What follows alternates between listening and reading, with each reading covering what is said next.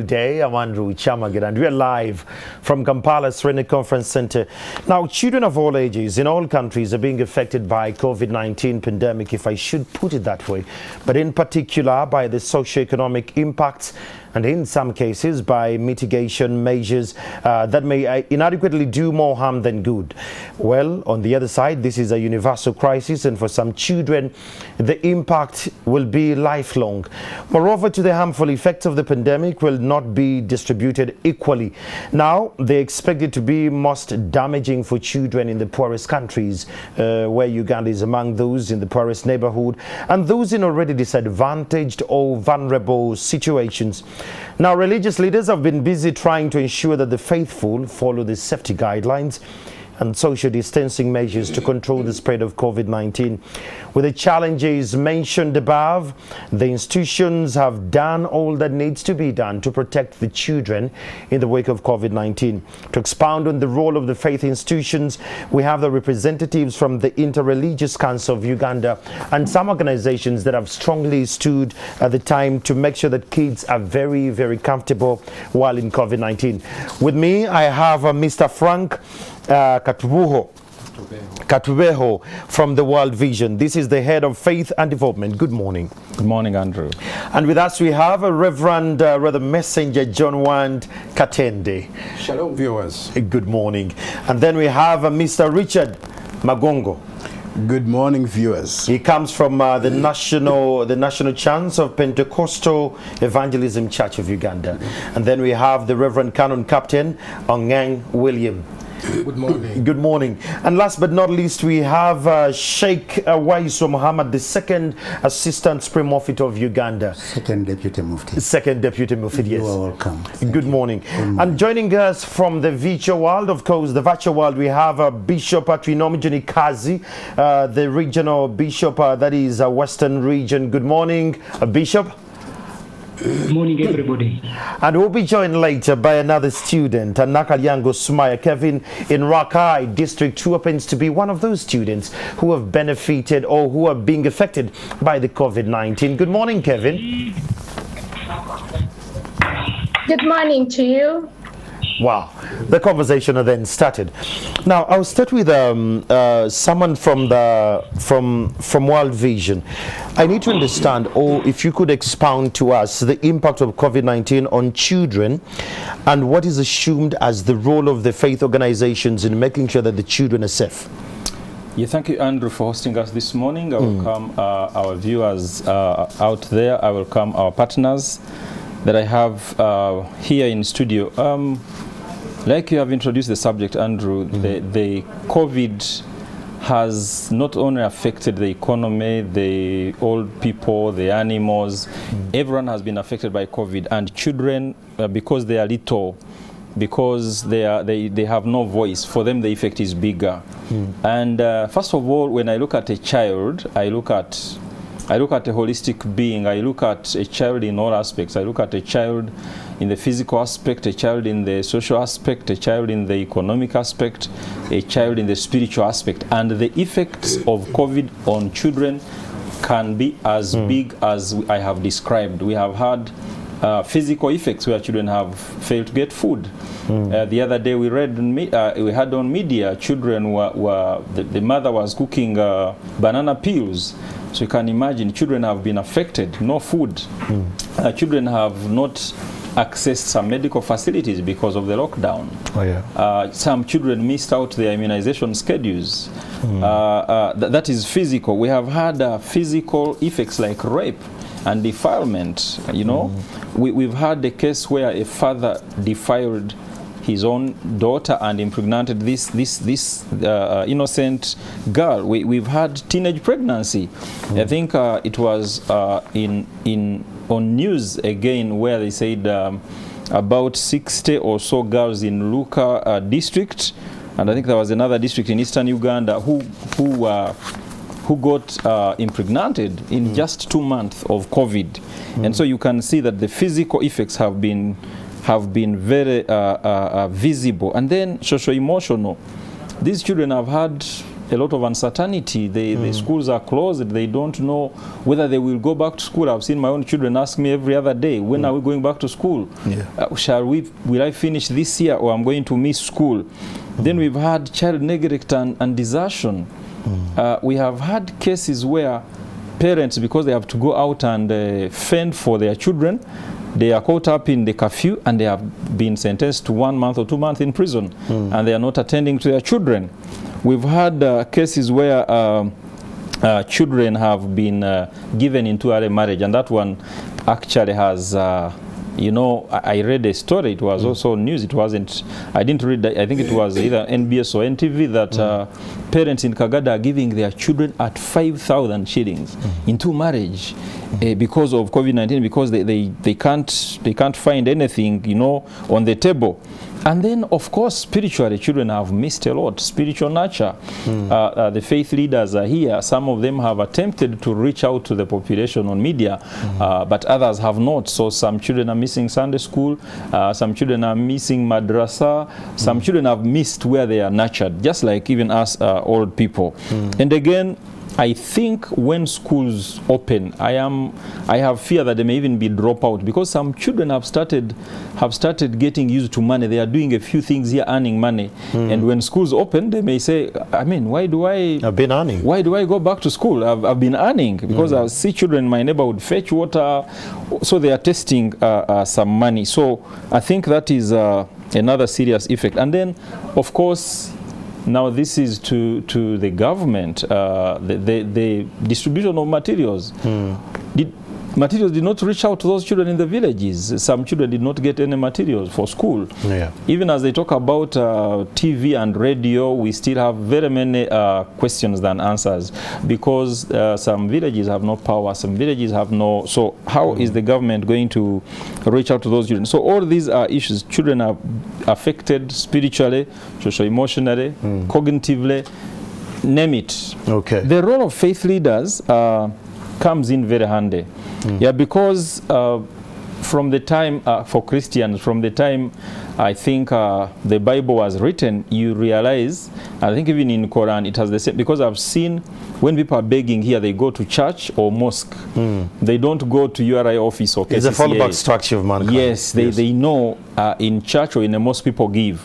And so the role of faith leaders comes in very handy. In the time of COVID, number one, faith leaders are supposed to visit the homes, which actually they do in their training, even by the nature of their work. I think Christians call it pastoral work. Muslims could be having a name for that, but you visit your neighbors, you visit those children, you visit those mothers, speak to them.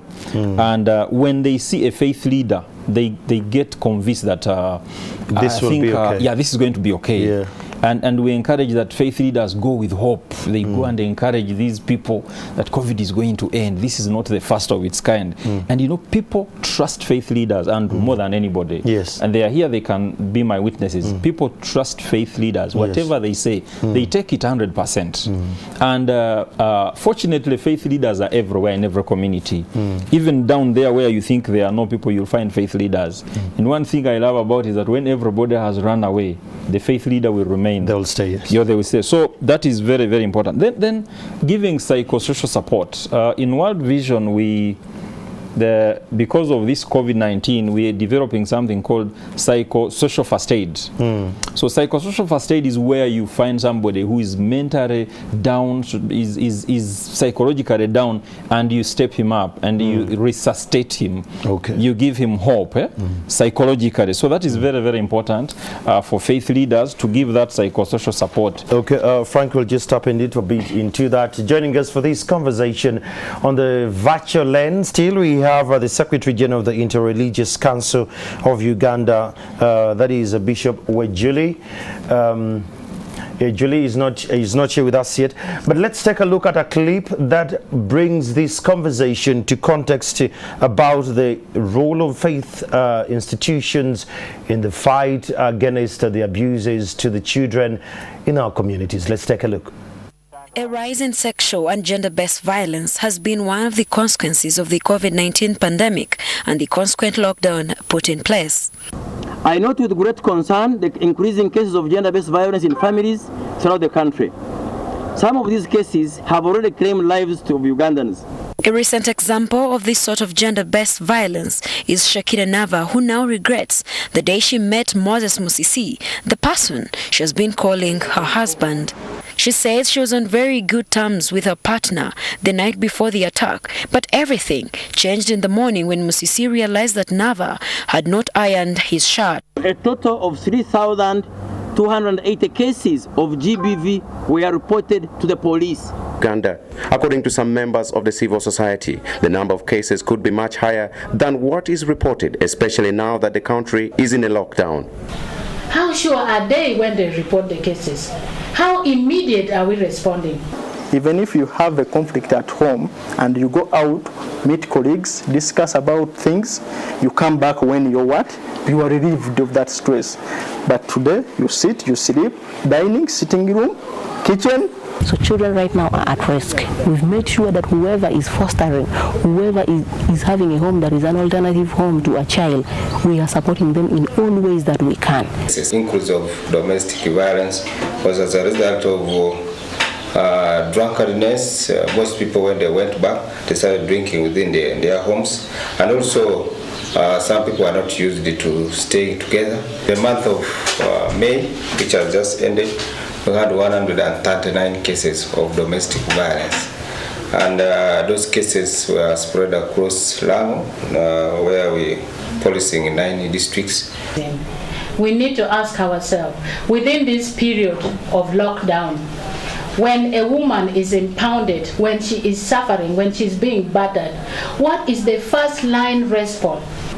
Any form of injury as a result of domestic violence is regrettable and unacceptable. That there should never be any justifiable excuse for domestic or gender-based violence.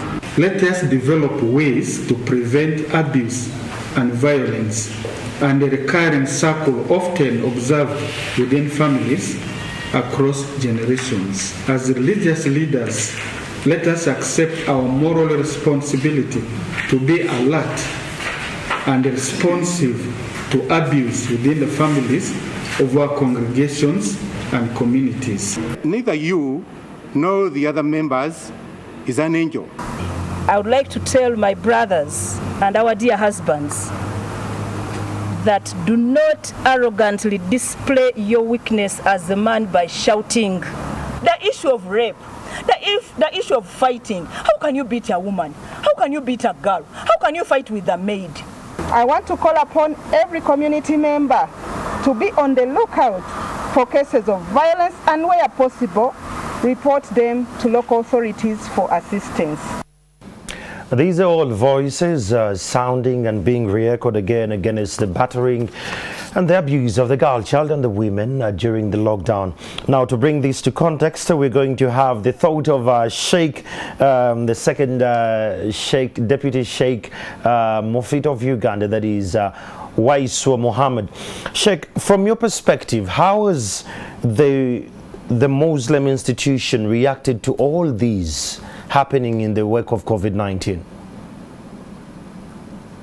Well, first of all, I thank you and the World Vision for having seen it necessary for us to be here to interact about this very important issue.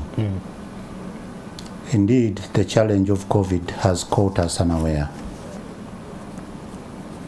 I think it is the Baganda who says, Echekango, Techimanya Muzira. Indeed, we were caught up, unprepared, first of all. And then we were confined. From our places of worship, no more. Visiting, like what he has been saying, we were not allowed to visit. The visits were not allowed according to the instructions given. So this has really become a very big challenge. It has also been proven that couples have found it hard to live together. maybe the long stay home has caused a number of quarrels, something that impacted negatively on the children. The little chance that we got was the media. We could organize on Fridays sermons over the media, which we thought could reach some people. But as you say, not all of them have it. Not really all of them have it. We have been writing in papers, but not all can access papers. So ideally, we think we have not done much to address the problem that is on the ground, as already described. We feel that as time goes on, that the government should allow us, to a certain extent, to go back and interact with our people. Considering all the guidance that are given, that we are able to render some kind of personal, guidance and things like that. Otherwise, many homes have broken. Well, we have tried to distribute some commodities, food, in terms of food, and this also has been one area of dilemma, because mobilizing these items is not easy in the COVID situation, but we have tried our best. But all the same, it's not doing much. It's not doing much. I would like to differ a bit, because we are kind of saying that only the poor families are the ones that are more affected. But even the well-to-do families, in fact, if you are to examine more, you will find that the impact there is quite stronger than even in the rural. Because in the rural, where there are responsible parents have been engaging their children together, going to the gardens, fetching water, doing all sorts of, community service. They were doing them together. But here in town, a child does nothing from morning to night. He's just watching TV, he's on cell phone, he's on this and that, he's watching movies, and you know what are the movies are. Oh yeah. So here, the problem has become even bigger, because all those things that you have mentioned are happening here. Defilement is happening here quite more. Incest children on their, it is story happening. he shared is very alarming. Because you see, children are there redundantly and doing nothing, and hence the only option they have is only to watch movies and things like that, and also phones, cell phones. And you know what are the cell phones? And each one of us in town, we think that cell phones are a requirement to our children. Even a child of 3 years. A child of 3 years knows what the actual cell phone is. When you give him the other, he refuses, because he knows, and he knows to operate it. So these are dangers, really. So I think it is quite timely that we redress this issue and try to assist. Well, thank you so much, Sheikh Waisa Muhammad. Bringing this to context, Reverend Canon Captain Ongeng William, I want to tap into what kind of phone calls have you been receiving from the communities or from the faithfuls about what's really happening in their homes? Because most of them are gated, others are very selective who they talk to, but you have the chance to actually interact with them. Paint for us a picture. What is it like with those that are sharing with you? Thank you so much for hosting us this morning. And I want to thank World Vision for initiating this gathering and also this discussion. I want to bring greetings from His Grace, the Most Reverend Samuel Kazimba, who is our 9th Archbishop. He has engagement elsewhere. He should have come here. Oh, yes. But he delegated me to do the work on his behalf. I would like to thank the viewers also for watching this. And what I want to bring very clearly is I want to paint a picture, a natural picture that all of us have gone through. When you see a tree, trees always produce fruits for those that produce fruits like mangoes, oranges, guavas. And every time you see the fruits falling away, you must know that there is a problem happening with the tree. Because they may be fruiting or they are fruited and about to get ready, but you find that the fruits are falling off. And that shows that there is a problem. So as we talk now of COVID has infected the families. This thing we are calling COVID. Not only families, but also the environment itself is already feeling the pain of COVID. So every time you're at home, you will find something not going right because either you have to shout or you have to push somebody to do something so fast or... And you're doing this in distress, of course. Yes, in distress. And why are you not doing this? You're supposed to do this.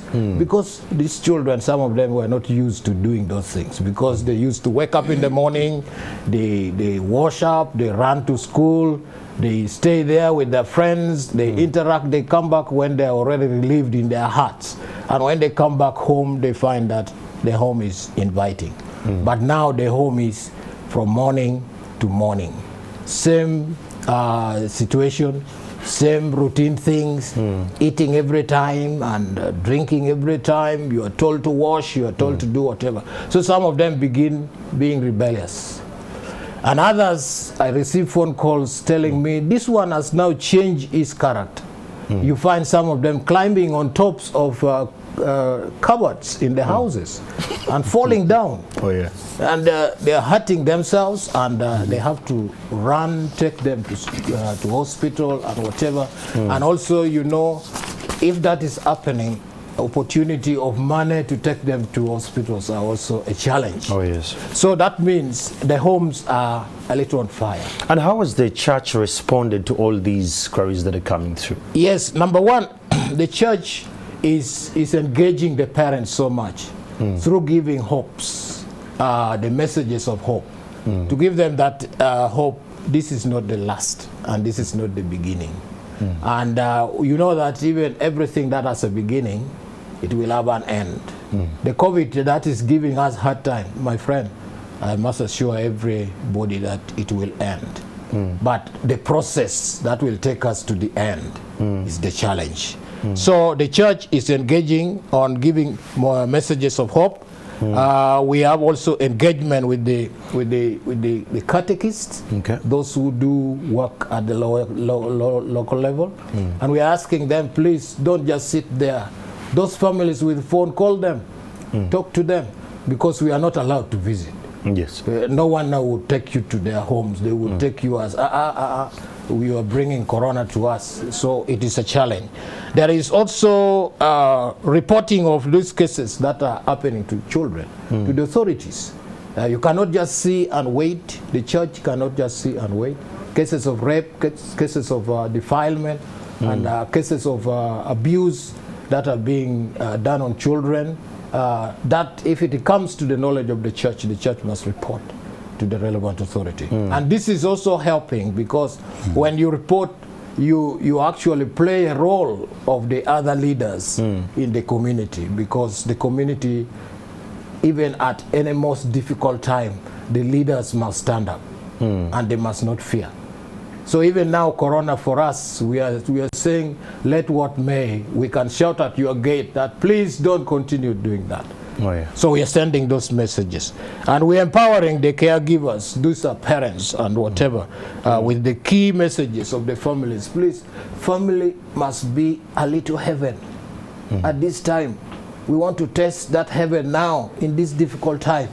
How do you relate? How do you stay with your family members? And we are also asking people that, please, you used to go away because you said you are going to relax, to work. And eventually you don't come back even at the appropriate time. And coming late may mean another thing. But now God is putting you at a point of testing.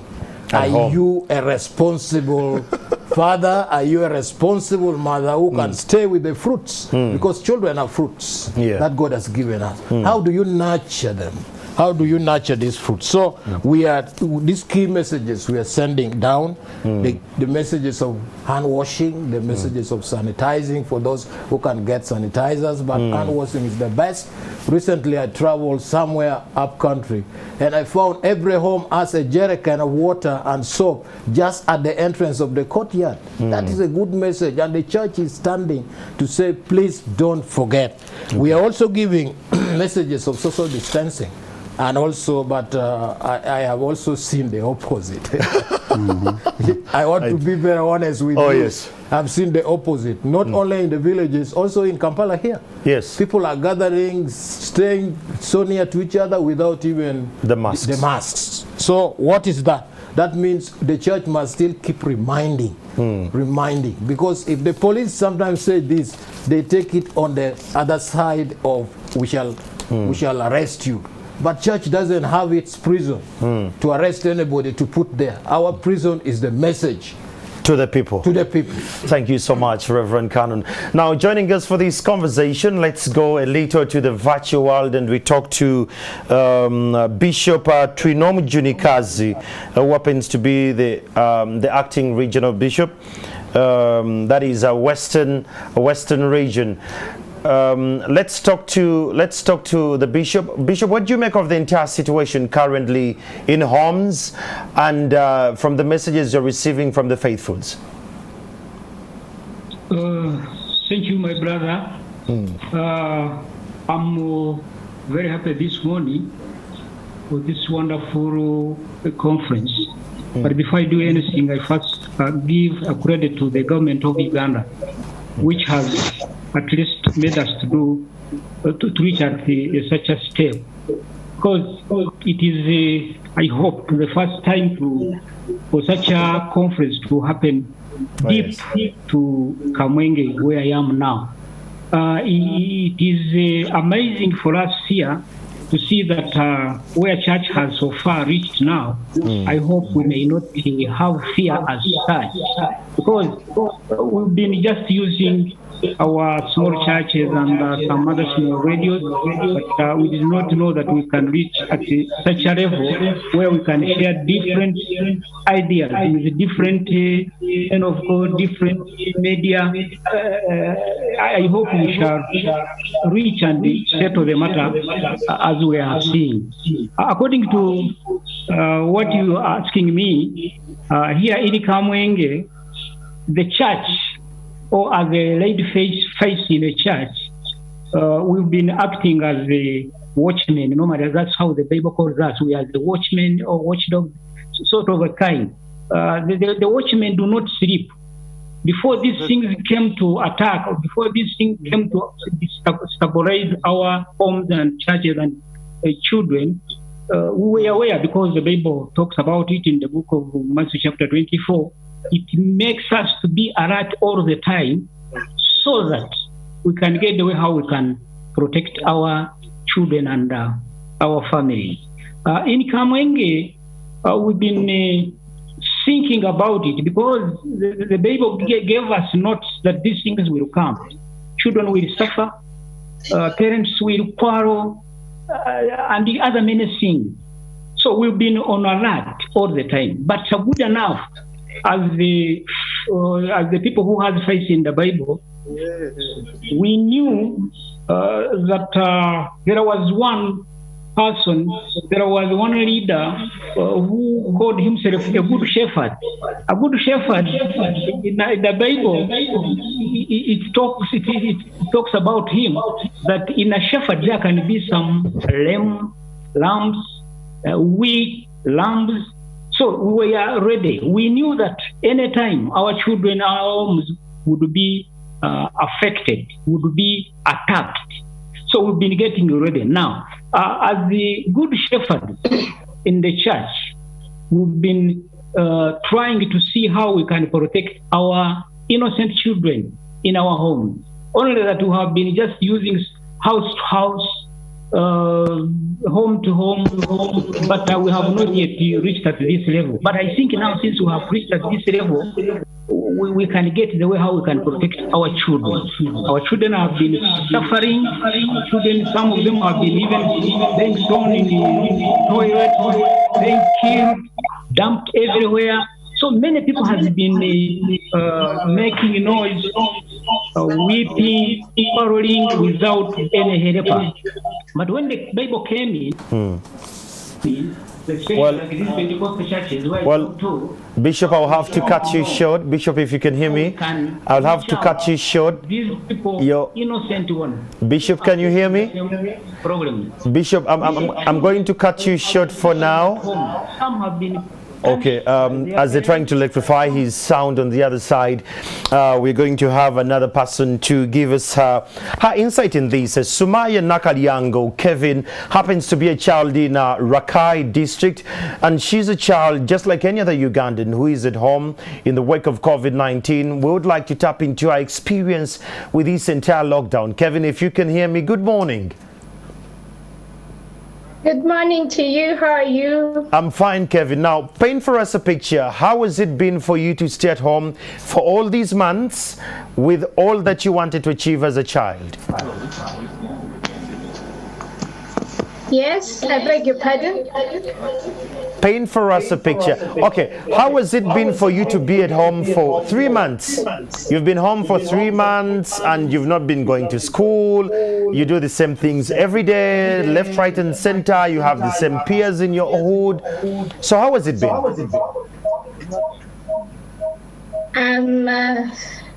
I'll first of all thank NTV for having hosted me in this interview. Okay. I'm so happy. And again, I'd like to thank everyone who is watching NTV now.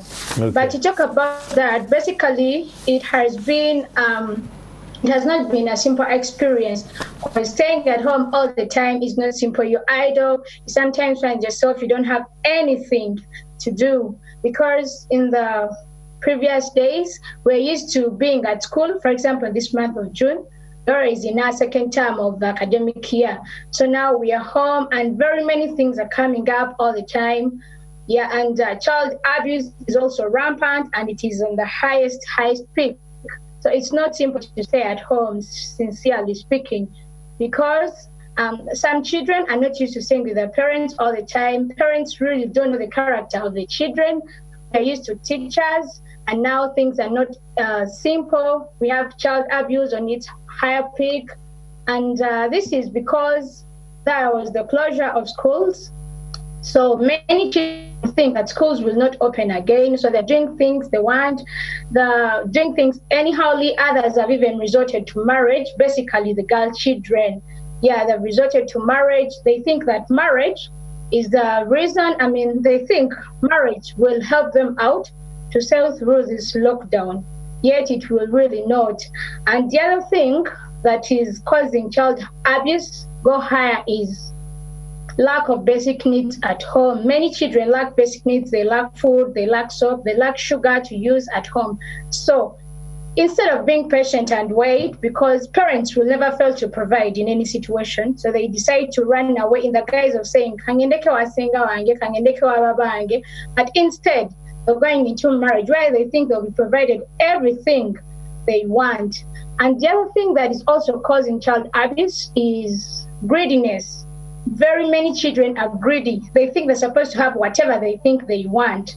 Suppose they are like you have a neighbor who is well off than your family, and the neighbor's children is having everything they need. You feel like, I should also have it. Why is it that the other one has it and I don't have it? So they're running into marriage, thinking that maybe the boyfriends or the husbands, they're calling the husbands, will help them and give them all that they need. But sincerely speaking, for the months that we've stayed home, things are changing. Life is not the same because children are now turning into something that is not good. Because even when the parent tries to bring the child in the right way, the child will be like, mama changamba si too, and then they run away. But I advise children, and I want to tell them that any parent is always there to wish the best to their children. If your mother or your dad tries to put you in the right way, my dear friend, don't hesitate, because they want to see you having the best life in future. So if you try to run away from the fact that they're trying to bring you up right, you're doing the wrong thing, my dear friend. Okay, well, Kevin, we're going to have more of that conversation. I'm very impressed that you already know the push factors within your community, and we'll have a little conversation a little later there. Now, to bring this to context, Pastor Richard Magogo, the overseer of Kampala's Central District from the National Fellowship of the Born Again Pentecostals Churches in Uganda. Pastor, we have run many stories. At the start of COVID-19, most Pentecostals were the ones abusing the SOPs from the government, Ministry of Health. They kept on preaching. They kept on saying that the president was ill-advised about this. He should have had a vision. The president lacks visionaries around himself. I want to know, what is the Pentecostals doing about these errant pastors who have not followed the SOPs, Kwanzaa, then these effects spilling over to the children in communities? Thank you very much, moderator. First, I would like to say thank you for NTV and the World Vision for hosting us. And I'm here representing my overseer, Bishop Joshua Rere, the overseer of the National Fellowship of Born Again Pentecostal Churches. Thank you so much for that question. We need to understand the setting that, first of all, the pastors are just a representative of the entire society. Oh, yes. Because they've been affected just like any other profession. Let me use profession or community has been affected. We've seen the border borders, we've seen the tax drivers, we've seen the arcade people. So, I mean, it has been a general problem. And surely, when you look at the biblical setup in God's arrangement is that the men of God, all of us that are seated here, we are supposed to receive our earning from the work we do. Every servant of God, a laborer deserves his wages. And so there will be cases of people who have not ventured probably into business, and their job is ministering to the people of God. And now the church is closed. They can't eat anymore. Let me give an example. I've had over 10 pastors who have knocked on my door and they have asked for food. Now, I was blessed that when they were giving out community food, one of the people saw a poster on my door, on the gate, and they said, you know what? We must leave some posho here because I know this man may not like the posho, but people in the community are going to come for that posho. And indeed, they came. They came. And they were pastors. And they were taken out. It was taken away. Oh, yeah. And they were pastors. So you need to understand the pastors. You need to understand all other sectors that have been affected. So singling out the pastors it's a general problem. Yes. But what have we done? What we have done as a church, we've been able to mobilize food for them. But also, not only for the pastors, but also for the sheep they look after. And so as pastors, we came together and raised enough money to be able to distribute food among our congregations. Now, the churches have been closed. And let me draw an example of Israel. Israel used the family setting as the primary, the primary school. And then the temple the temple was the secondary school, and then the synagogues were the tertiary institutions. In this case now, the temples and the synagogues are closed. So ideally, there's no way a man of God can be able to transfer secondary information, tertiary information to the congregation. So we are only now dealing at the basic level. This lady has just put it so well. He said the parents don't know what to do, the children don't know what to do. But in our spaces, we're able to speak to the parent candidly. We're able to speak to the children candidly.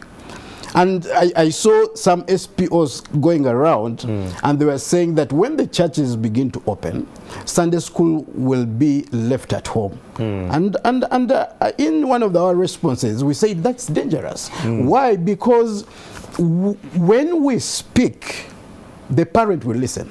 When we speak, the children will listen. So we need to take care of that. Now let me tell you about something that used to happen before this lockdown. Churches had what they call places of refuge, sanctuary places. When a woman is beaten, they would run to the church. And we had special rooms for these. So now these rooms are locked at the churches. So this man would even have the audacity to say, I'm going to beat you. Where will you run to? I know. So that's why these churches have to be open. They are useful in community. Yesterday, a parent called me and said, Pastor, what can I do? The little saving I had is finished. Now I'm encroaching on the second term school fees. These guys, one loaf of bread is demolished in just 2 hours. So now he said, I have now started on the school fees. Pastor, what can I do? If a parent is that desperate, it shows that it's working down to the children as well. Exactly, it's happening across. But now we're in a situation where we can't go to meet them. Some of these things are not telephone conversations. Some of these things you need to sit down with the family and talk to the children, talk to the parents. But also what we've been doing is that let the parents have a predictable program at home. Like a rundown. Yes, rundown. Organize your children, sit down as a family, and say at 7, I can give a personal example at home. I do not allow my children to sleep beyond 6:30. They are up. And we have drawn a program for them. Because as overseer of Kampala Central District, I oversee over 200 churches. Actually, National Fellowship Born Again churches, we oversee over 30,000 churches. And we've been training the pastors. It is time now to change. Be predictable. Organize a program that your children will follow. And once you do it 10 times, it becomes a habit in the home. So, and then develop life skills. Teach them how to cook chapati, fry pancakes, let them sweep. Let the maid have a holiday now. Nice. Why? Because this is a time to give those skills that that will not be taught in class. Thank you, Pastor Richard. Yes. Now, let me just go into Messenger John Katende. What he's saying, if I understand the biblical approach rightly, they say the father is the head of the house. In this kind of dispensation, when we have gone into COVID-19, the father is the sole channel to communicate whatever routines we have to do in the home. Do you, from your perspective as the church, have you seen the man taking charge to protect his home and make sure that whatever he wants to stay in shape stays in shape? Thank you, moderator. First of all, I want to sound the fact that the church is on the one hand the voice of God, and the other hand, the voice of the voiceless. Oh, yes. The people, but especially the voiceless. Being the voice of God, the church realizes that God has created a man first to be the head of the family. And St. Paul emphasizes that in Ephesians chapter 5, that the husband is the head of the family. Now, that role of fatherhood reigns from above, because God is the father. So the father is in charge of faith matters in the family. Oh, yes. He's the one who takes charge of what we are talking about now, educating children. You can also find that in Deuteronomy chapter 6, when fathers are encouraged or called upon to educate the children in matters of faith, culture, morals, and what have you. When it comes to the worship of God, again the Father, as Pastor Magogo has just said, the Father is the one who takes charge of, leading the prayers and what have you, studying the Word of God with the children, with the entire family. When it comes to going to church, the Father takes the lead. So, as we talk now, the COVID pandemic seems to be sounding a wake-up call that, wait a minute, don't think fathers are really doing. Many fathers are doing their work. This is what we are realizing now, that there is a shutdown of faith in many families. Look at what is taking place over domestic violence. That means the parents do not have enough faith in God and enough faith in each other. And usually the fathers are the provokers, so they are not taking their rightful leadership as representatives of God in the home. And then, of course, the children are scandalized and get discouraged, disheartened. And at the end of the day, the family is in disarray. This is what we are realizing. On our part, as voice of God, as again my predecessors have said, our churches are places of worship are closed.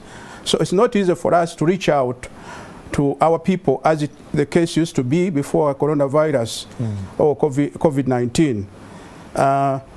Nevertheless, we try to reach out during the media like now. But it's not enough. In your endeavors as you're trying to reach out to the faithfuls and the congregation you minister to, what are some of the key challenges you're facing to reach out to these people, and when they're giving you feedback? Come again. What are those challenges are you facing in reaching out to them? All right. The nature of our worship as Catholics requires the real presence and personal presence of a believer in church, because we believe in the Eucharist as the apex of prayer, and the Eucharist brings about the real presence of God in our midst. We worship, we sacrifice, the very sacrifice of the cross on Calvary. Then people come forward to receive Jesus in Holy Communion, and this is real nourishment for spiritual life of a person, of a believer, and of course also healing. It's medicinal. So as long as people are not able to come to church to encounter the real presence of God and receive Him in their lives for the everyday journey, we call it viaticum, the everyday food, as the journey towards in this life towards God or back to God, as long as they are not able to attend in person, they miss a lot. And that's what is being realized now during this lockdown of now 3 months plus. Yes. So there is a kind of mishap. Many are missing out on internalizing their faith and being able to live it out, especially, as I said, the leaders in the family, namely the father and then the mother who assists. So the children are at a loss. Well, there you have it. It's a conversation. We are having the hashtag on our digital platforms. It's hashtag Interfaith COVID-19 UG. Those ones on the digital platforms, that is on Twitter and Facebook. Let's run by that hashtag, and we're live on NTV page and as well on the YouTube channel. So tell a friend to tell a friend. Thank you so much, Mr. Nyol. Now, World Vision has been one of the biggest organizations at the forefront to helping the girl child and other partners. You've invested heavily in protecting the child interventions over the years. Now, we need to understand what child protection concerns worry you most. Thank you so much, Andrew. Thank you so much, viewers out there that are viewing and partners that are contributing. Yeah, World Vision, we do this work by the grace of God, and I love that, by the grace of God, because it's you that make us do this, the partners, the media, the sponsors out there. We appreciate, and of course, God in heaven. Our concerns in World Vision like our partners have said, one of them that is actually very fresh in my mind is high domestic violence. I think yesterday night I was watching news, and in Aswa is a region in northern Uganda. In Aswa alone, in 3 months, they have registered 27 deaths. 27 deaths, and then they have also had, I think, children that are being parentless because the parents have killed each other. I remember a case in Kalenga recently. It was moving around social media. The girl was murdered by a boyfriend. They were staying together. That girl is from my village. It was hurting to lose that girl because, and they had a 5-year-old child who is parentless now. So high domestic violence is a very big concern for us as World Vision, as a ministry. And then we have teenage pregnancy. I have to re-echo this in Luka and the Kariro district, where they said that 60 learners between 14 to 15 years, 60 learners in just 2 districts. Those are 60 human beings, 60 girls. That's a big number. They are pregnant. They are going to give babies, and so that is a big concern, I think, to us, the pastors, the sheikhs, the priests, and everyone else, and the listeners out there. And then we have child marriage. Child marriage has been there. In World Vision, we have a campaign called It Takes a World to end violence against children. And one of the major issues in It Takes a World campaign is we have child marriage, we have violence, of course, and then we have child sacrifice. But child sacrifice, we want to thank God where He's taking us. The cases of child sacrifice are coming down. But child marriage is at its peak, especially in COVID-19 period, where a parent can give a daughter at 5,000. That is a kilo of sugar. The human being is being reduced to that level of a kilo of sugar. Absurd. So it's very absurd indeed, and it's very absurd. And so child marriage, we are the viewers out there, the churches, the mosques, the faith, let's come up and fight this. I tell faith leaders, those that actually, because sometimes faith leaders have officiated on marriages where it is a child being wedded, for example. A pastor or a reverend or an imam can say, this is 17, but I can bless you and you go. So I want to sound that very boldly today, that faith leaders can support us in ending these concerns. One of them, as I said, we have defilement, we have high domestic violence, we have teenage pregnancy, and we also have this issue of Sumaya, children at home. They're not going to school. They're not seeing hope. What is going to happen? As Sumaya put it, they have started going into the neighborhood to get some of these basics. They need sanitary pads. She's a girl. They need they need soap. So again, the role of faith leaders here comes in hand. I thank you, Pastor, for taking care of those families. And I want to thank all the faith leaders listening to me. They have contributed to this cause. They have given food. They have given protective gear. They have given money. We want to appreciate them. But let this go to children, because children are voiceless, like Father said.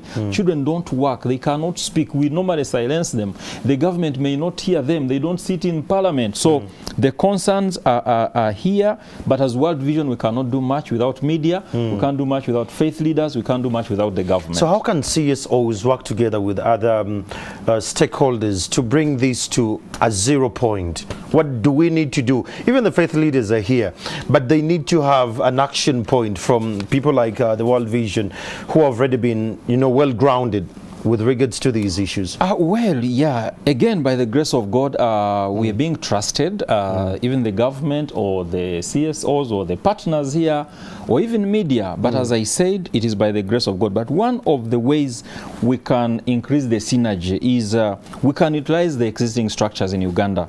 We have structures here. We have interreligious council. I want to appreciate you here. We have churches. We have the government. We have the police. We have the judiciary.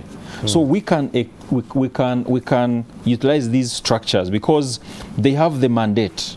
They have the mandate to fight violence against children. Number two, we can collaborate. We can collaborate with the formal and informal structures again, collaboration and partnership. And as World Vision, we thrive a lot on partnership. That's the reason we have all these 4 big partners here. And those that are in the field, we appreciate you. So partnership is very critical for us. The Uganda Muslim Supreme Council cannot fight this without the Church of Uganda, without the Pentecostal and born again, without the Catholic Church, without Seventh-day Adventists, without all these other faith institutions. And then, of course, mainstreaming elimination of violence against children. Mainstreaming means in everything that we do. These pastors, when they are preaching, can they have a message about ending violence against children? When you're called to officiate on a wedding or a funeral or it's a graduation party, can you say something about protecting the rights of children? And of course, again, the exploiting the potential of the faith-based institutions. We have so many faith-based institutions. We have the churches, but we also have these other Bible Society of Uganda. We have Episcopal Conference. We have Fellowships of born again. We have those many other faith-based institutions, and we can tap on their leadership, on their infrastructure, on their personnel, and especially faith leaders. As I said, Andrew, they are highly trusted, they are highly respected, their word is their word. If they said, some pastors, if they tell people to, I've seen this is a bit like they tell people to do something that may not even seemingly look good, but people may even get into it. We've seen it happen here. Some people that are, of course, I don't want to get into that area, but that is because they are trusted. And so faith leaders, that is a mandate God has given people, that when you say this, it's all the voice of God, like Father has said, and we should use that productively and positively. The voice of God to change the world, to change parents who are abusing their children, to change the community that is abusing children, to change the media, to change every other voice so that children are protected. Absolutely. Amen. It's a conversation. I would like to go straight to Rakai, where we're live with a friend called Nakalyango Sumaya Kevin. Nakalyango, from where you stand, what do you think religious leaders should do to make sure that the child is protected from the village level? Thank you so much again, Mr. Chamagero Andrew. I'd like again to introduce myself to that person who has just tuned on to NTV. I'm Nakalyango Sumaya Kevin from St. Aloysius Vocational Secondary School, Luamagwa, and I'm a resident of Kabale Wampaka in Luamagwa sub-county. I personally, I continue to urge the religious leaders to mobilize community members to support the needy who don't have, because these religious leaders can ably convince those people who have to help the needy. And in this lockdown situation, many people don't have basic needs like they don't have whatever is necessary to move life on. I again request religious leaders to always be available for us, basically the children, because we feel like we can simply reach onto them and tell them our problems, what we're going through, and what Okay, now we'll get Nakalyango a little later. We had a little bit of disturbance. Sumaya? To see that they help us and stop child abuse that is on a higher rate. Yes, religious leaders should, of course, continue being a very, very beautiful and big example to us, the children, because they are children with dreams of becoming priests, reverends, sheikhs, pastors. So I request them to stand in for us in this situation of the lockdown. Sumaya, I'll be tapping a little more into that. Sheikh Waiswa Muhammad, when you hear the conversation from all the other speakers and what Kevin is portraying from the ground, it's critical here that the children still trust the religious leaders. I want to know, what has the Muslim community done, especially with evils of, like he says, it takes a while to raise a child, to stop the child marriages and the belittling of the children in homes. What is the Muslim community doing about this? Well, We have been trying to monitor all those charged with the responsibility of conducting new marital couples. Indeed, this is still somehow a challenge that these people ought to be reached all other time, or need to be monitored. And with the modern trend that has come, we are trying to centralize through the website all the marriages that are conducted, so that we know exactly what is taking place, and also to avoid remarrying couples and couples, because people have been getting married here in Kampala, go in Kabale and get remarried again, and things like that. So we are trying to overcome that one with the help of the technology that has come. But capacity building of our religious personnel is really something that is very crucial, where we appeal to organizations like World Vision to support us greatly, because we need to empower these people professionally to be able to deliver their, their services in the way that is required.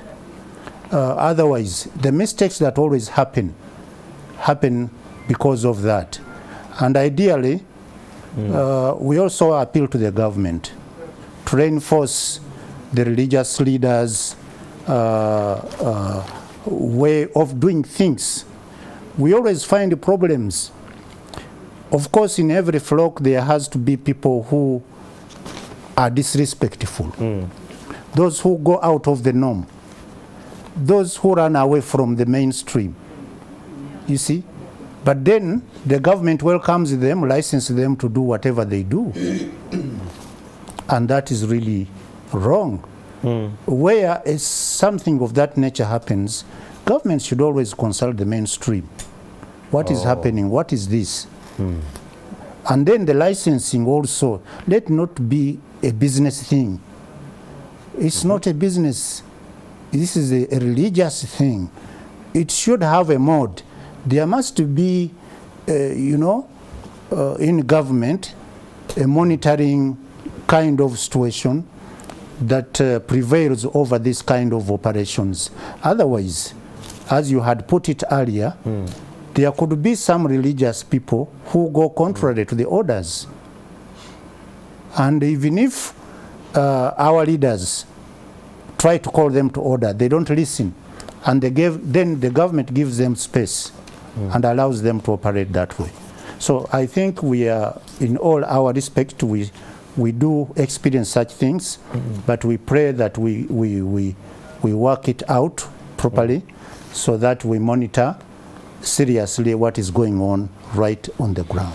Joining us to have this conversation, thank you so much, Sheikh Waisu Muhammad. Joining us for this conversation, we have Right Reverend Joseph Abura. A very great morning. He happens to be the Bishop of Karamoja Church of Uganda, and he's in Moroto. Reverend, if you can hear us, what do you make of the situation, the current situation of children in the wake of COVID-19 from the religious perspective in your area? Reverend, if you can hear us. Reverend Joseph Abura, are you there?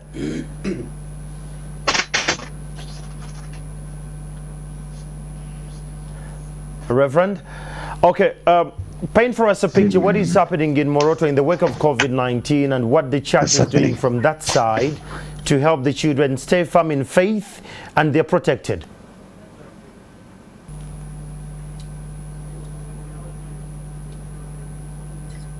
Okay, I think I've lost him. Joining us for this conversation, we have, I have the Right Reverend Daniel Token with Julie. Thank you so much for joining us, Reverend.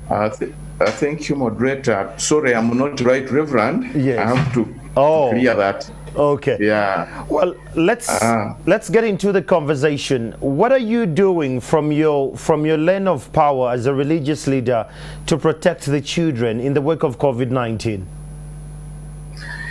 As a Interreligious Council of Uganda and as a religious leader, I want to start with saying that religious institutions are a very big constituency where we can base and at the same time advocate for each and everything we think is good for a child.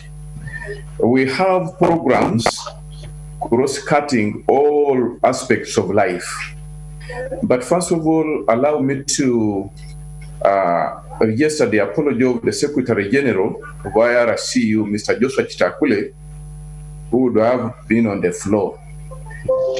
But given the situation now we are facing in this COVID era, the faiths should come together and enhance the efforts to see that we mobilize our people, we change the mindset, and also have programs that are favorable to the young people. We should come up with the programs that are so educative as far as their life is concerned to change their livelihoods. We are aware that COVID has caused a big change on human life and every aspect of life all over the world. It is not only affecting us alone, but it has affected almost the whole world. Therefore, as a religious leader, we need to repackage and rethink as we make our programs, as we plan as churches, as mosques, to see that we reach these children with information which is relevant and suiting to turn them into the new normal where they can fit in. Because if we do not repackage our message and only depend on teaching about heaven and we forget other aspects of life, then we shall lose many of them. Because we have a lot of things now taking on as we have overstayed in this long and prolonged lockdowns. Many children are seated at home and they are not even sure of their future. So it is the church now and the mosque to come out and design programs that will bring hope to these people. Actually, they have the opportunity to reach out these younger people than any other institution in this country. We have structures from national to village level. We have youth councils. We have, as IRCU, youth interfaith and links whereby we can have programs that will bring all the children, the youths on board so that we take care of them.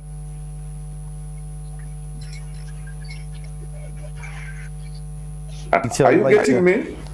Now, coming to you, Reverend Cannon, when you look at all this, I want to understand, because the existing reports and the news bites show the increase in number of child abuse cases like child marriage, defilement, child labor. He mentioned child labor in one of his deliberations, and he alluded that most of these children are not going to be enticed to go back to school because, I mean, I can get the money and we all go to school so that we could get the money. What is the church doing and what is in plan to combat the increasing case of violence against children? Thank you again for this discussion. Moderator, this is something I could say it takes all to come together and do that. The Church of Uganda may not do it alone, but all other faith-based organizations can play a bigger role in that. One of the things which I should like that it should stand out very clearly is that the responsibility of every parent is called upon, and the church is calling upon every parent to be sincere enough to themselves to make sure that what goes on in their family does not interfere with the growth of this child. Let this child have his time. as we also had our time. Although we grew up in a different environment, the village environment, you know what it is. I call upon parents of towns and cities that please make that child feel that he deserves to be there. We are now talking about mostly girl child is more vulnerable. But what about the boy child? The boy children, we are not caring for them so much. We are letting them sometimes go the way. By default. Yes, by default, because he's a boy, he can defend himself on the way, he can do what, and some of them even walk at night. That is not good. We must set rules, as one of my friends discussant said. We must set rules in our family. For my family, 7 o'clock, if you are still outside, gate is not open for you. Do you find somewhere and come and tell us where you were the following day and tell us where did you sleep and how did you do it? Because at 7 is when we sit as a family to hear the voice of God from the word of God. Because this is a time that human voices can be disputed, but God's voice must instill itself in every child. And I want to pray that the church is doing that at every level. And even the mosque is doing that, as my brother Sheikh has put it very clearly. There you have it. It's a conversation we're still running online. The hashtag is Inter-Religious COVID-19 UG. Let's take that conversation on the digital lens. We'll take a break and we'll be back with more of this conversation. Keep it here.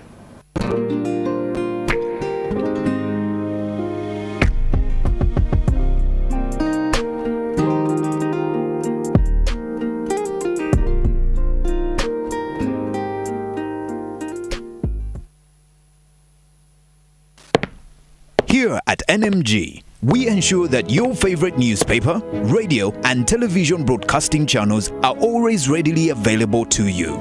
As part of our precautionary health and safety measures against the COVID-19 transmission, we ensure that before accessing the premises, our staff wear a mask, have their temperature checked, and hands sanitized at the different checkpoints. We encourage our staff to maintain a distance of at least 6 feet from each other. We place high emphasis on routine disinfecting of work surfaces, equipment, and touch areas, including our courier services. Our vendors ensure to wear masks at all times and sanitize during any transaction with the customer. Nation Media Group is proud to keep you informed and updated while maintaining your health and safety as our #1 priority. We encourage you to always wear a mask, practice good hygiene, follow Ministry of Health guidelines, and stay safe. Hi, my name is Paul Duke Kaganzi and I work with Duke's Garage. Most of you have had your cars parked for about 3 months. And during this time, a lot of things happen to cars that are parked. The most important thing is to test if your battery works, switching it on, and if your car starts up normally and your battery light, warning light doesn't show, that means you're good to go. Or if your battery is not operational, you will know when you turn your key and it makes a sound, a clicking sound, or it doesn't make any sound at all. If that happens, it will probably be because you did not disconnect the negative terminal of your battery to prepare it for storage. Now what you need to do is get the battery jump started or take it off outrightly, have it charged and get it ready to work. When you look at the tire, you also have to look out for cracks and bulges because those mean that a tire is damaged. Test the window switches by opening and closing to make sure they all work. Twedeco, every life matters. This message was brought to you by Viva Energy and NTV Uganda. The COVID-19 aftermath, the joint role of employers and trade unions or employees. It is already clear that COVID-19 has caused and will continue to cause devastating effects on employment relations in the world and more specifically in Uganda. Many people have lost their jobs both in the formal sector and the informal sector. Many companies have closed and each company closed means loss of jobs. The most hit sectors are the tourism, hotel, aviation, and general transport. Trade unions have been organizing the workers both in the formal and the informal sectors. However, over 40% of these workers have lost their jobs, and this brings in the question of what are the trade unions going to do for such members who have lost their jobs. It should be noted that COVID-19 has also brought several challenges related to employment relations. The employers' organization, that is Federation of Uganda Employers, has also done a great job in organizing the employers and guiding them in industrial relations. The role of trade unions and employers' organizations helped in creating industrial harmony in the workplaces before and at the onset of COVID-19. But will it remain the same as the pandemic takes longer to end? It is against this background that the National Organization of Trade Unions and the Federation of Uganda Employers, supported by Danish Trade Union Development Agency, have organized a talk show on 27th June 2020 on NTV to discuss the role of trade unions and employers in the COVID-19 aftermath at 4 p.m. The panelists include Baligasima Yazidi, the Programs Officer, National Organization of Trade Unions, and Grace Nabakoza, the Head of Employment Relations and Legal Services at Federation of Uganda Employer. The COVID-19 aftermath, the joint role of employers and trade unions or employees. It is already clear that COVID-19 has caused and will continue to cause devastating effects on employment relations in the world and more specifically in Uganda. Many people have lost their jobs both in the formal sector and the informal sector. Many companies have closed, and each company closed means loss of jobs. The most hit sectors are the tourism, hotel, aviation, and general transport. Trade unions have been organizing the workers both in the formal and the informal sectors. However, over 40% of these workers have lost their jobs, and this brings in the question of what are the trade unions going to do for such members who have lost their jobs. It should be noted that COVID-19 has also brought several challenges related to employment relations. The employers' organization, that is Federation of Uganda Employers, has also done a great job in organizing the employers and guiding them in industrial relations. The role of trade unions and employers' organizations helped in creating industrial harmony in the workplaces before and at the onset of COVID-19. But will it remain the same as the pandemic takes longer to end? It is against this background that the National Organization of Trade Unions and the Federation of Uganda Employers, supported by Danish Trade Union Development Agency, have organized a talk show on 27th June 2020 on NTV to discuss the role of trade unions and employers in the COVID-19 aftermath at 4 p.m.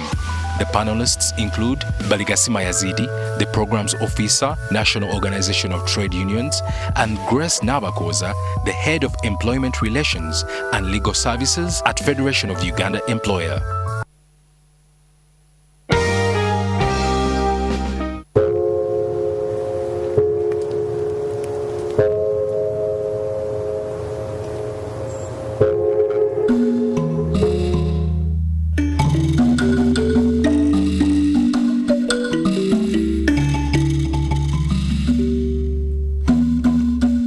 The Development Response to Displacement Impacts Project is a flagship project that was designed to support government plans to develop refugee hosting communities.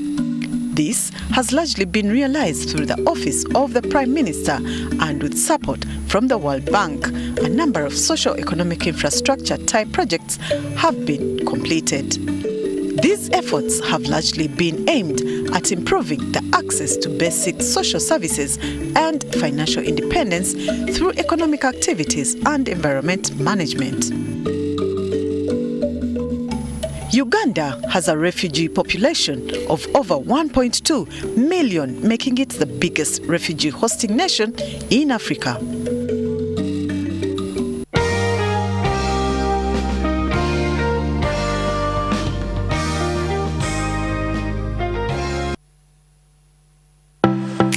The COVID-19 pandemic has had a heavy impact on many enterprise operations. In the same breath, however, there are many that have seen opportunity amidst the crisis. Join NTV Uganda and Enterprise Uganda this Sunday 28th June 2020 at 3 p.m. for a live broadcast as we share practical solutions from business owners on how to weather the COVID-19 storm. Panelists include Charles Ochichi, Executive Director, Enterprise Uganda, Agase Kalala, Executive Director, Ugachik, Patricia Kargaba, Managing Director, Nina Interiors. The dialogue is sponsored by Enterprise Uganda, Ministry of Finance, Planning and Economic Development,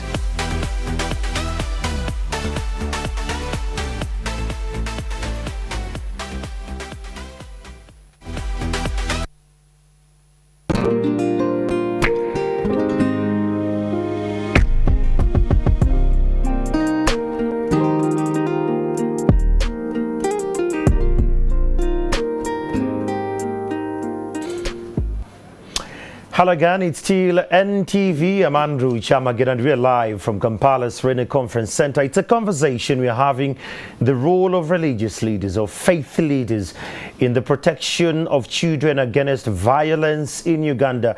This conversation is not only in homes, but it strains and goes to as far as the refugee camps. Those watching us from the Bidibidi camp and wherever you're watching from, if you're a refugee child, I want to send my highs to you and thank you so much for being a part of this conversation. But now to join this conversation, we're joined virtually by the Right Reverend Joseph Abura. He happens to be the Bishop of Karamoja Church of Uganda in Moroto. Bishop, it's an honor to have you here. Let's take a little bit of your this is Bishop Kisitu, the Orthodox Church. Bishop Kisitu, finally have him. Taking us into the real issues on ground, how has the Orthodox faith protected the children against violence in the wake of COVID-19? Yes, thank you very much, Mr. Andrew.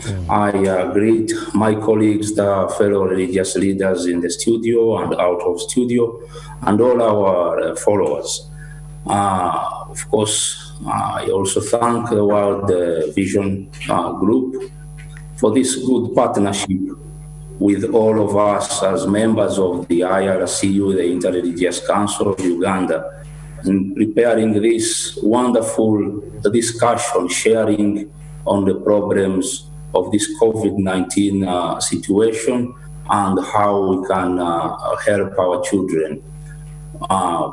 Of course, as the Orthodox Church, but also all other faith institutions, it has always been our mission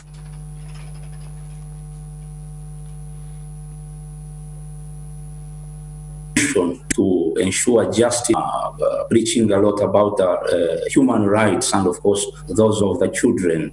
In this period of do you hear me, Mr. Andrew? Yes, I can hear you. Carry on. Yes. I can hear in this period of the COVID-19 pandemic. Yes, please. In the COVID-19 pandemic, we are having an increase of many cases of child abuse in many of our communities. In northern Uganda, very many cases are being reported, and also in eastern Uganda and in the country at large. We as the church, we have always been trying, and we have now to advocate more and more for human rights, for rights of the children. We condemn strongly the violence against children and, of course, the gender-based violence, which is also connected somehow to the causes of children abuse. Okay. Well, that is Bishop Kisitu. He happens to be from the Church of the Orthodox in Gulu. Now, what is the church doing within your area, Bishop Kisitu, to mitigate these challenges, especially for the children? Yes. Bishop the Kisitu? churches have been closed. Yes, please. What is the church doing? Yes, we are trying as we can, as we have always done, now with more efforts, even even with our churches closed, and we pray, and now we are waiting. We hope it will be soon that churches will be open and the faithful will enjoy going to worship and prayer. Of course, we didn't stop prayer in this difficult time. It is when we need most to pray and worship. But we have been praying and worshiping with closed doors in our churches, following, of course, the measures of the Ministry of Health. We've been communicating to the faithful through our parish priests, our catechists on ground have been communicating to the faithful in the villages, in the communities, in different ways, on social media, on radios, sending them messages of courage and comfort, and of course preaching a lot about issues that we feel are important for people that are going through many problems now in the COVID-19 lockdown, and which has caused a lot of problems, of course. We thank the Mothers Union, the Orthodox Mothers Union, and the youths who have done a very good job in organizing themselves and finding help to distribute some food for relief of the people. This has been done very much in Jinja, in Kumi, in Soroti, and also we thank the mothers in Gulu. They have tried. We have been trying to be near to the people because they are going through many problems. Thank you so much. Thank you so much, Bishop Kisitu, and we're so grateful for the great work you're doing on the ground. We'll have you a little later. Now, coming back to studio, Pastor Richard Magong, what is the way forward of all this? I understand you had something to respond to what Aliron Flank alluded to, but what is the way forward? How do we protect the children against violence and being mistreated in the wake of COVID-19 lockdown? Thank you very much, Andrew. Frank mentioned something very important, and as he mentioned, it was you'd see that the greatest asset that the church has is its space. Because in the space, and the way, for example, the Pentecostals arrange their space, there's a space for the kindergarten, the Sunday school, there's a space for the teenagers, the youth, and the parents. Now, that greatest asset that we have has been locked. And that presents for us a challenge on how we can now work with World Vision and make sure, because when we stand on the pulpit and speak, believe me, by the grace of God, the sheep will listen to us. But that space has been dismantled. And so we're requesting that if this space is opened, then the churches and the religious leaders here, our programs for the children, our programs for the youth, our programs for the teenagers, and the parents will begin to operate. And then we can specifically address those issues in their own classes. And so the other thing I want to talk about is TV. And it has come out here that the children are on TV. But let me give a scenario. Not all kids are on TV. Sheikh Waiswa alluded earlier that some areas are rural areas. Yes. We are very lucky that Sumaya in Rakai can access all these digital things. Yes. But from where I stand as Omuntua Wansi, I'm in a village. And I want to address that. I only have a radio, which radio is dominated by my father to listen to sports or current affairs. Indeed. So how am I protected? What content am I taking in? Exactly. And what are religious leaders doing to make sure that the content being taken in is not toxic, to dismantle the entire framework you people have put in place before COVID? And how does it bring them back post-COVID and they're still the children we want to raise? Exactly, that's what I'm talking about. In the urban, TV has to be controlled.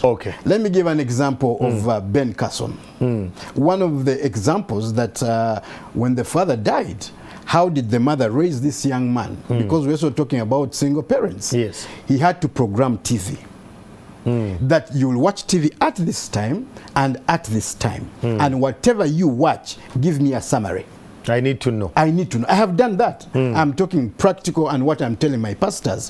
So when they watch TV, I make sure the time I have allocated for them, I am seated down there with them. If it's not me, it's their mother. And we are learning, not just entertainment.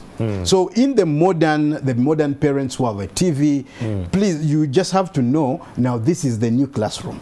Okay. Then and then those outside there, and one of the things that I've been privileged to do, I didn't know I will ever play football. But somewhere in this COVID-19 period, I had started playing football with my children. Okay. I have, by the grace of God, 5 of them. So we've been praying. I sprained my leg. Why? Because I noticed there are people who do not have the TVs. But you can create PE sessions. That means you, when Jesus said that you should be like children, what was he saying? That we adults should find a way of relating with children. So now the parent without a TV or with that radio must come down and realize, I'm the PE teacher, I'm the science teacher.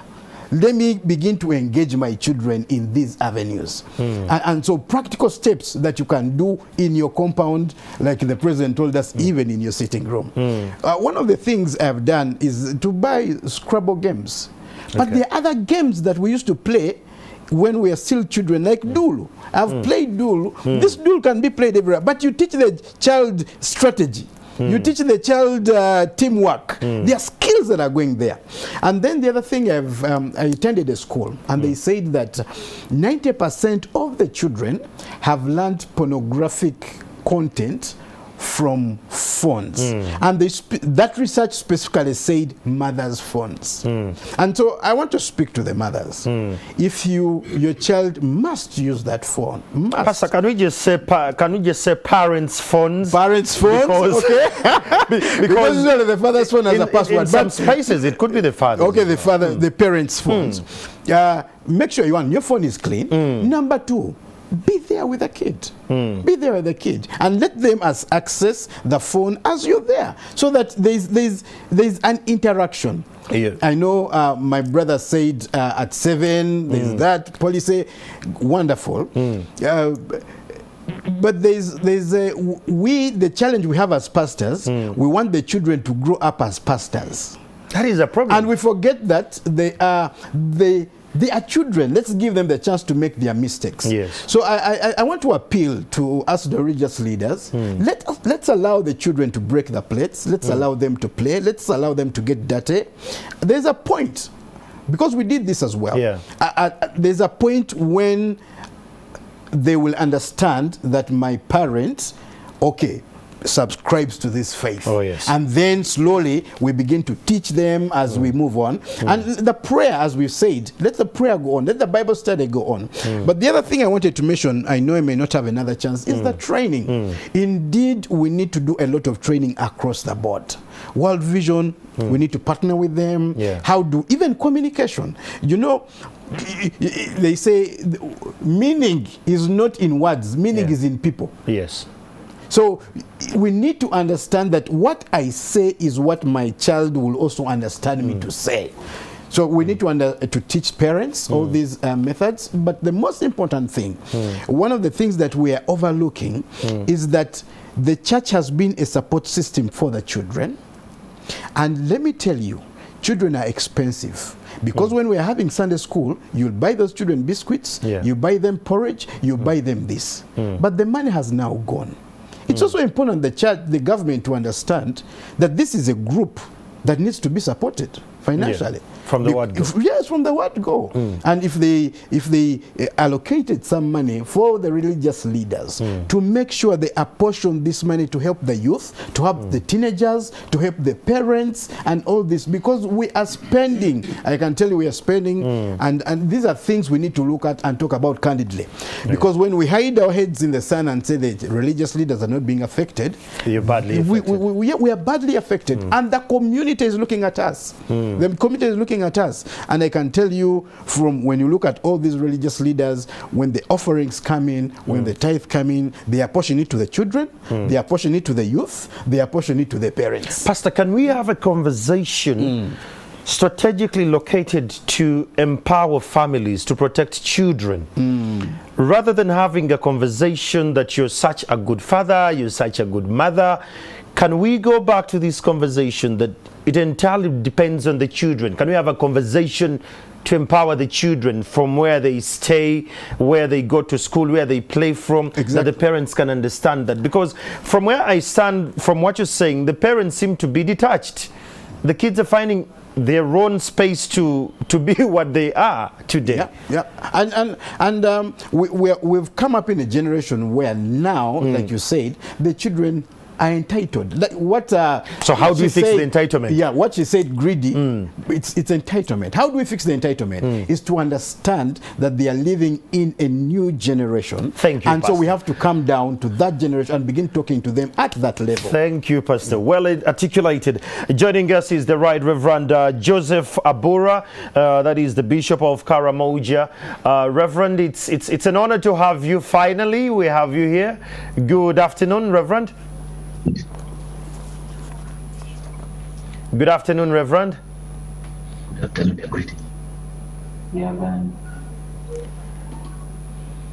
Reverend, can you hear me?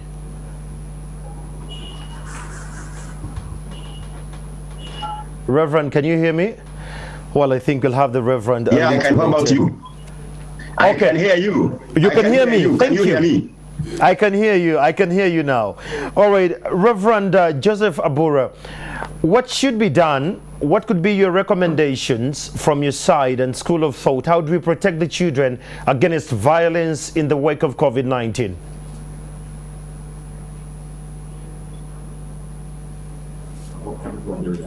Reverend?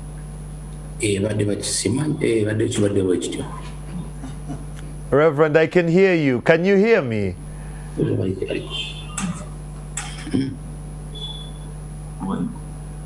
Oh God. I think we're having... We'll get back to you a little later. Technology seems to be challenging in one or the other.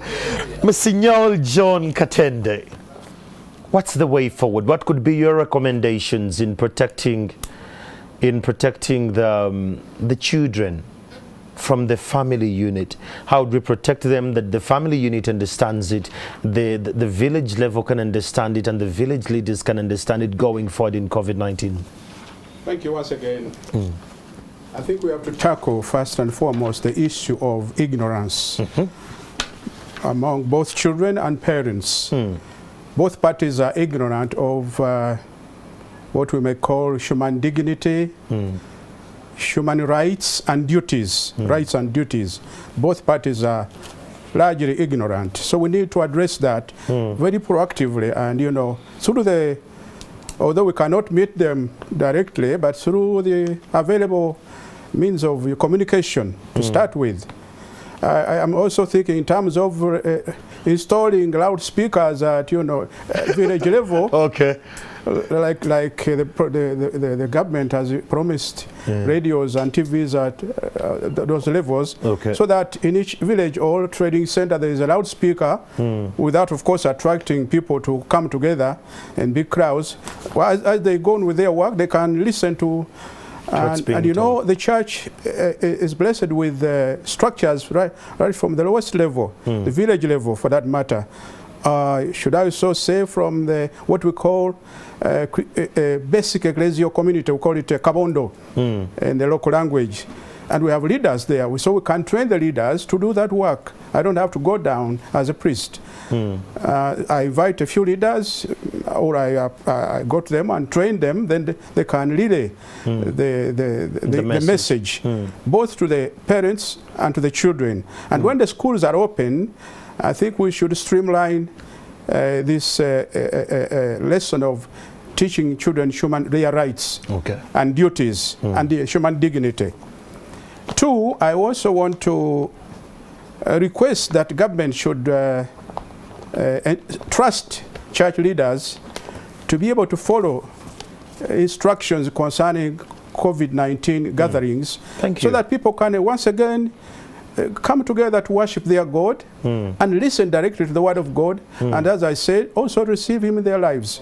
Without that, the faith is dwindling, and no wonder at one level people will resort to witchcraft and what have you. This is already happening, by the way. Whenever people experience challenges, they change. Yeah. Well, you've heard it from, that is, Monsignor John Katende. Going back to Moroto, we have the Right Reverend Joseph Abura. Joseph, if you can hear me, Right Reverend Joseph Abura, if you can hear me now, am I loud and clear on your side? Reverend Joseph? By the grace of God, you better come through because I badly want to hear from you. Reverend Joseph, earlier on we had a conversation with you. What are you doing? Hello?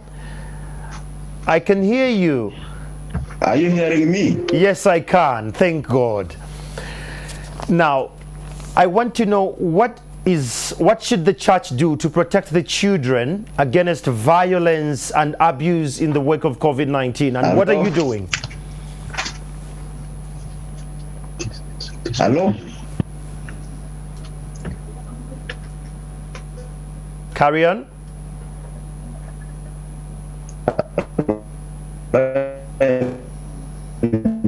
TV. Oh God. Hello, NTV. I'm not getting you. Oh dear. Carry on. Carry on.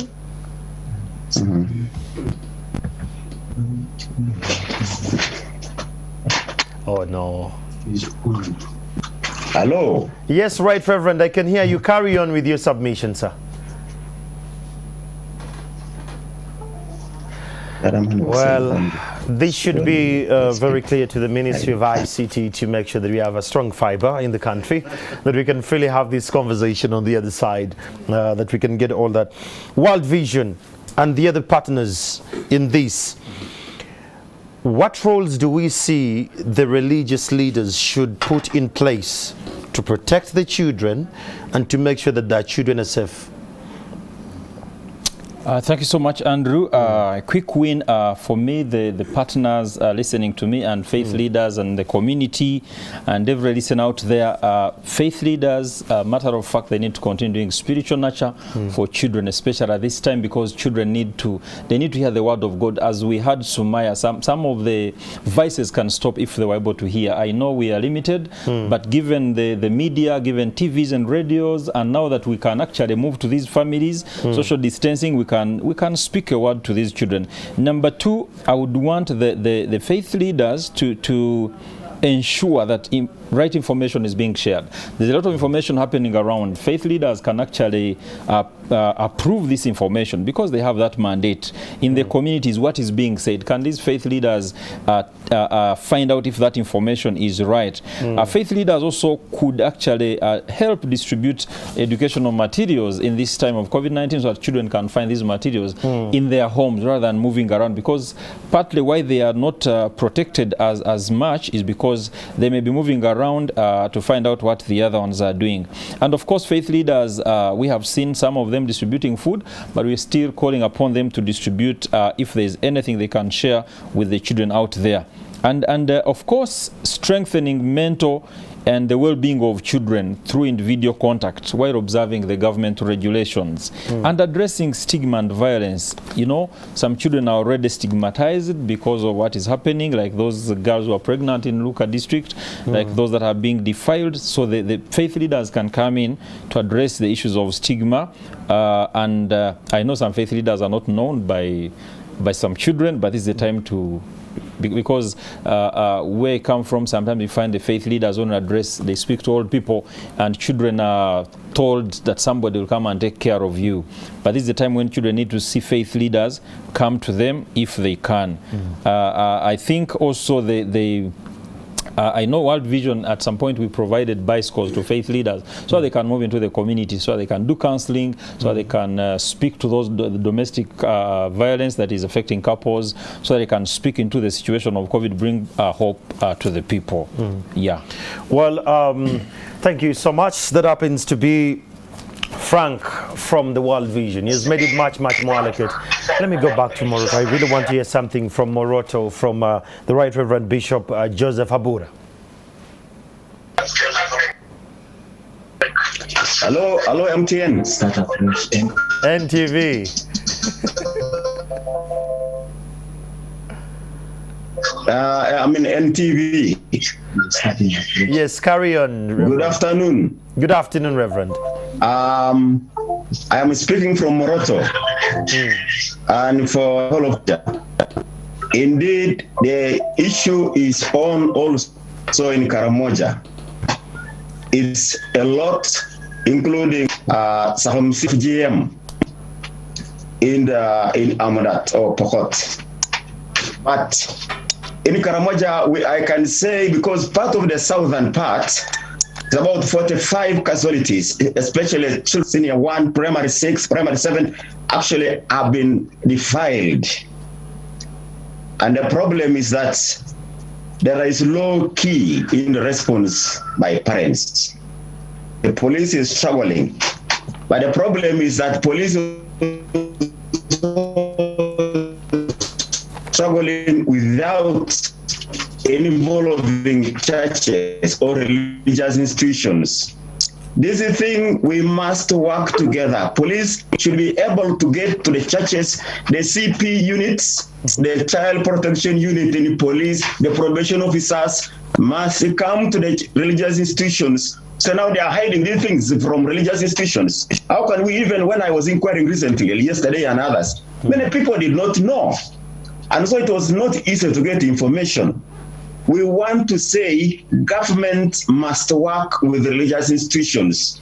Government must work with institutions, NGOs that work for the child. We must work together. Secondly, the religious institutions should develop programs tailored to the safety of the child. Tailored to the safety of the child. This is very, very important. If we don't do that, we'll be more and more embarrassed. We don't know when the COVID thing will end, because the child, the girl child is available. The girl child is available in the market. The girl child is available in the street when they are going to buy this and that. And so the poachers, those who try to hunt for these children, are also available. They take advantage. And therefore, I know that we are talking on radios. When we go to preach on radios these days, we talk about sanitization, talk about the face masks and so on and so on, but also talk about the child, the protection of the child. So the government and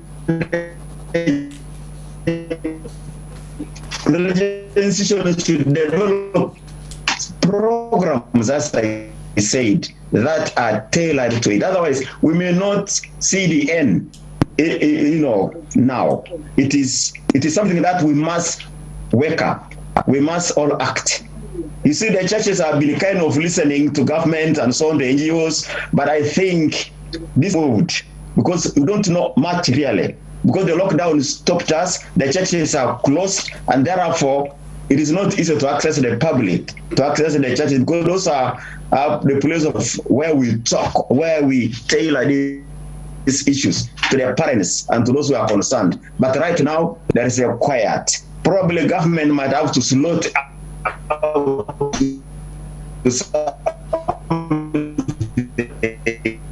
how they can open somehow because churches can even have as many prayer bouts in a day as 6 a.m., 8 a.m., 10 a.m., and even in the afternoon, as long as we have few people, other than closing the whole thing for completely out.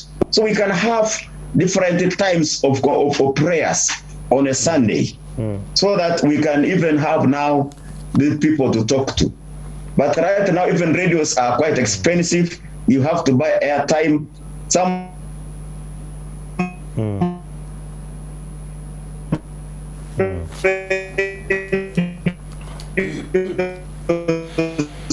have been good, but right now it's becoming a challenge, the radio thing. It's also a big problem. So that's what I can say. And for us in Karamoja, we have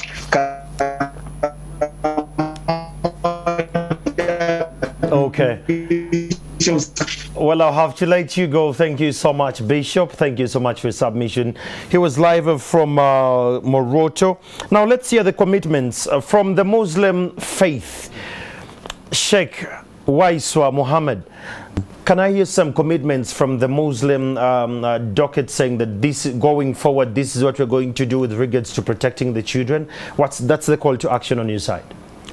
Well, from the effect of this kind of interaction, and also many of the programs that are ongoing addressing the welfare of the children. We are taking upon ourselves to revisit strategies that will enable us to reach our imams down on the ground, to empower them to be able to interact with the families, and also to have such programs on media, so that we increase on the level of the programs to spread the awareness about what is happening currently. But as also the empowerment to the parenthood, I think also is one other aspect that we need to look into seriously, because responsible parenthood is something that is becoming of history. Today, parents seem to be preoccupied by so many other things, and let the children as a secondary issue, and others go into the production of children without a proper laid down program for them. Actually, it's a problem whereby people think that children should be left to the maids in the homes and things like that. Okay. Thank you so much, Sheikh. Reverend Canon, as you're winding up, what are your commitments as the Church of Uganda? One of the things that I want to commit myself as a member of Church of Uganda and the team that we work with is, number one, we must be examples. We must be examples, because if we don't become examples ourselves, we shall not impact the community. Number two, I think we are going back to make a tailored messages and programs that can suit the families, especially the children, to make them come up. And they should understand that we care about them as this time is going on. And number three, I call upon our partner, the World Vision, to at least develop messages that will help to teach the leaders, the local leaders, the church local leaders, who are always with people, so that they have the right message to send to the community and to the people, so that the work of the Lord can move on. Thank you so much, Reverend. Going online, tapping into Nakalyango, Sumaya Kevin in Rakai. Nakalyango, what are some of the commitments you'd like to hear and you'd like to see?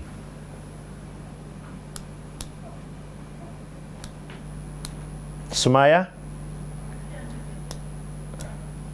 Sumaya, can you hear me?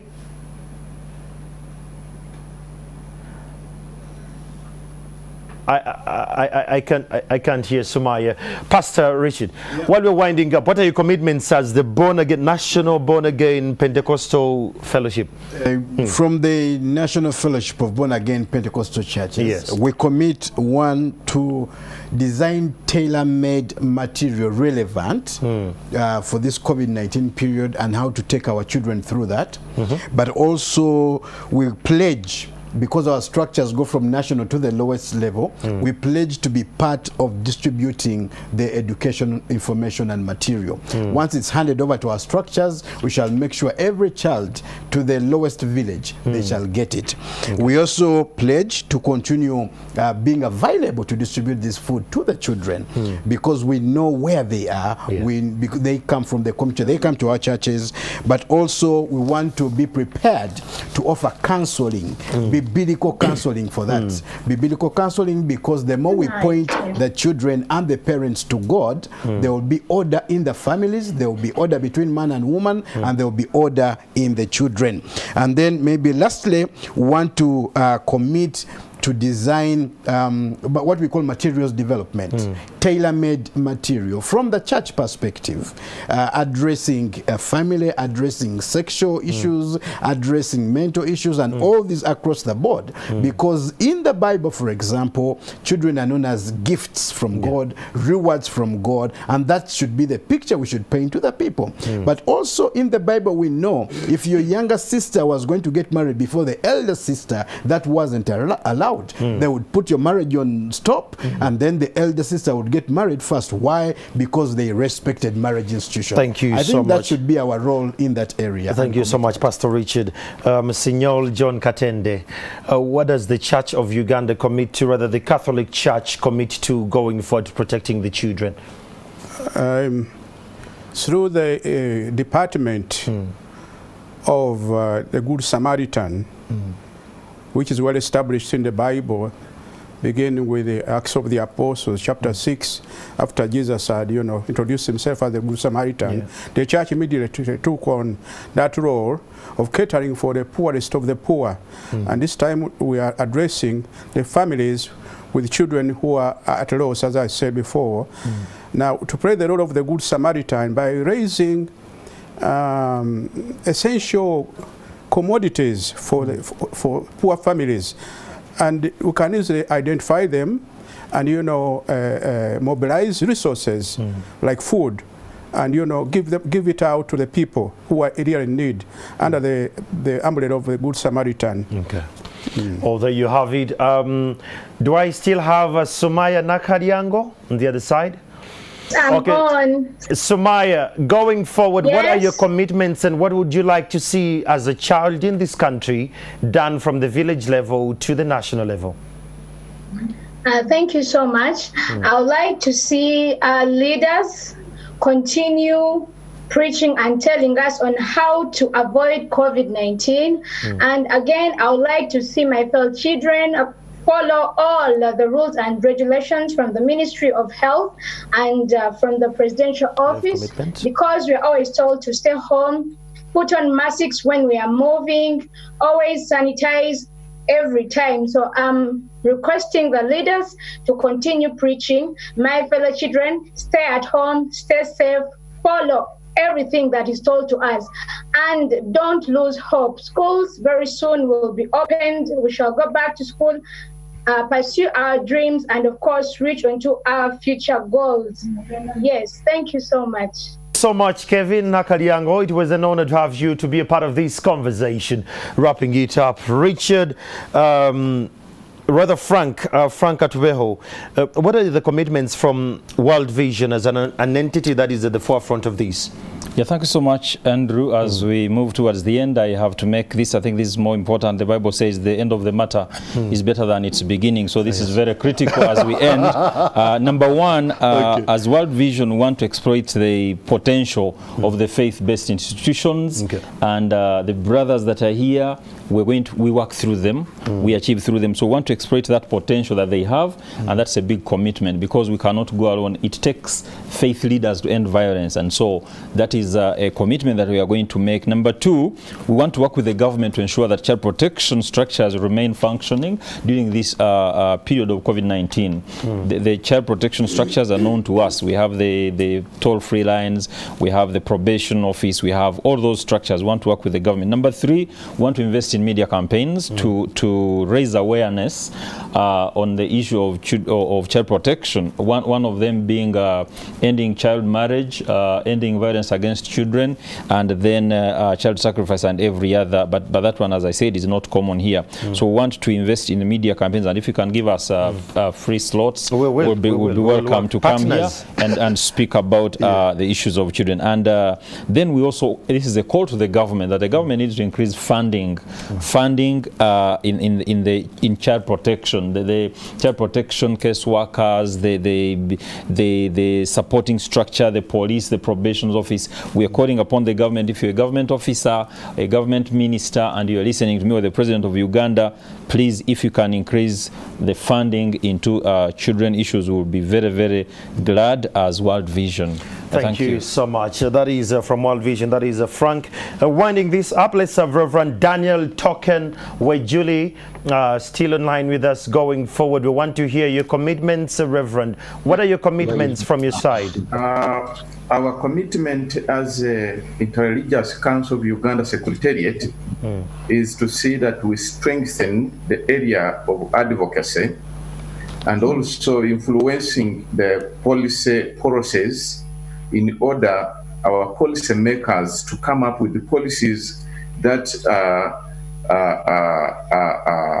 good to see that the duty bearers take on their duties to see that our children are protected.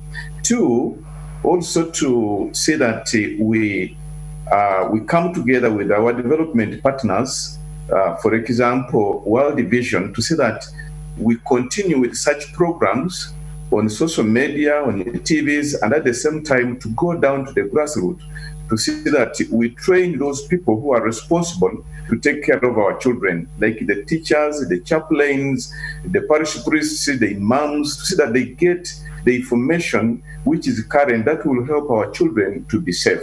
Three, to see that we also advocate with the government such that when they are planning, they put in more money to see that our children are protected. Because if money is put there, which is enough in the sector of youths and children and women, then we shall have programs that will enable these children and the youths, especially and women, to see that they are safe from being exploited. Finally, I want to thank World Vision for its commitment and the IRCU to see that we have had this online conversation about the violence against children. And this is my call to our member organizations, the 7 bodies that form up IRCU, that really there is a need to come together and have one voice that will speak to all Ugandans so that we come up with the programs that are tailored to help the youth and children. Thank you so much, Reverend. That was a great conversation. I want to thank you, our dear viewer, who is a part of this conversation. Since we started to this very last end, I want to thank the online team that has been tweeting and, spreading this conversation beyond the border. My great thanks goes to the team in the refugee camps that are protecting the children in whatever way you can, even those at home. I'm Andrew Chamagiran. This is NTV. Have a lovely afternoon.